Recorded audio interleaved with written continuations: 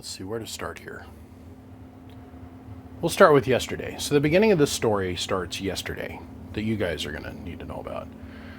I'm going through my day and I get sent a YouTube link. I'm like, okay. So I click on the link and I go to watch the YouTube video. This is from a friend of mine. And I'm like, oh, well, that's nice. That's really pretty. Man, that's some good work. But then my brain, my brain is organized like a chaotic train wreck with a bunch of fat crackhead-based hobos that live on the train jumping up and down with ideas, okay? And every once in a while, one of them will jump up and say, hey, no, right? And so I had a couple fat hobos in the back of my brain start jumping up and down and start screaming at me, no. And I'm not gonna go put anybody on blast or nothing, because that's not what we do here. I was like, oh, shoot. I mean, the work inside of this antenna switch, it was a high-powered antenna switch, and it used vacuum relays. Now, this is a small, in my opinion, relatively small vacuum peanut. Okay, they make them way smaller than this, by the way. This is a 12-volt version that I have that I'm going to stick into a amp that I'm building for myself here shortly in the mobile application. This has all the exact same moving components inside of it as this little see-through guy. This is a little Jennings. It's a 12-volt powered coiled vacuum relay. But he was using this style. This is made by Gigavac, bought from Alan Bond. I bought this a long time ago, and it was for a completely different application. You should see the one that's inside the 40. It is the much bigger version of this. It's almost 3 times this size. I mean, we're talking a $900 vacuum relay that's like this big. Okay.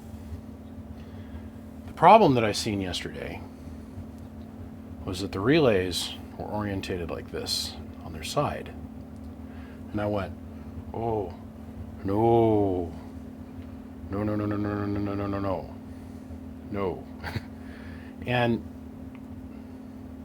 I tell you, this is hard. Okay, this is really hard for, God, how do I put this? It's really hard to call another person who that you like and you respect. You can look at the quality of the workmanship that's being done, and you instantly can make an evaluation with, okay, he cares or he doesn't care. And this guy cared a lot. The craftsmanship that was inside this box was just top notch. I was like, ooh, 8-gauge Teflon wire. Oh, that'd never melt. Oh, yeah. Using big copper strap. And, I mean, it's beautiful. He had the inside of the box is lined with nylon and Teflon sheets. I mean, there's nowhere for it to arc over. The connectors are all held together with pretty copper strap. It was beautiful. Beautiful. The only problem is that the relays are mounted up on their side. So they have this little marker on the top. This is common. This is where your signal going out, like let's just in this application, this would be what you would connect to your coax connector, okay? This is the lead that's going to pass through and go down to your other relay and eventually make it back to your other coax connector for your radio. And this is the one that's going to go to your amplifier side of business over here. So this is common. This is your switch point. Now, for the sake of this video, this is our common. This one closest to us. Here's the exact same relay. Let's make sure I do this right. Yes. We'll orientate this the same. So this is our common, and in here is a little piece of metal that is round, and then there's 2 posts, a post here and a post here. And I want you to see how small the movement is on these relays. And the reason that they can hold so much current is because they're inside of a vacuum. So you have a small little attachment point, small little contact patch. So here, so you guys can hear this thing clicking.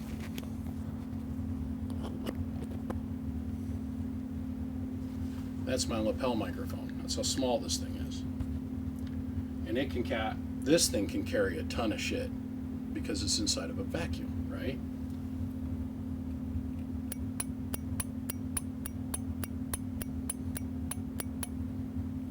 So inside of here, down inside of here, let's see if we can get this to show up. There's a little flap. Let me grab the microphone back. You guys have heard it enough. There's a little flap of metal that's down inside of here. See, there's a hinge in here. Well, that hinge is in turn connected to an electrical solenoid motor. It's only got so much energy to it. Okay? And this hinge rotates, so it's going to go. It's like. There is the friction contact point of the common, and then it goes over to this other pin. Now, the reason that we want to mount these vertically, like so, is so that when this flapper moves, you get 100% worth of your energy transfer in the direction that this flap needs to move the armature. Click. So if you have this mounted on its side, like horizontally like this, not vertically, horizontally, gravity is constantly pulling against that armature. Constantly.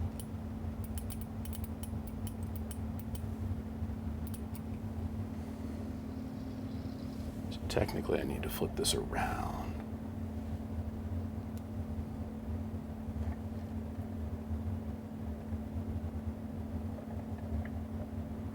Now, once again, it's a very light weight on the end of a very long arm attached to a metal flap.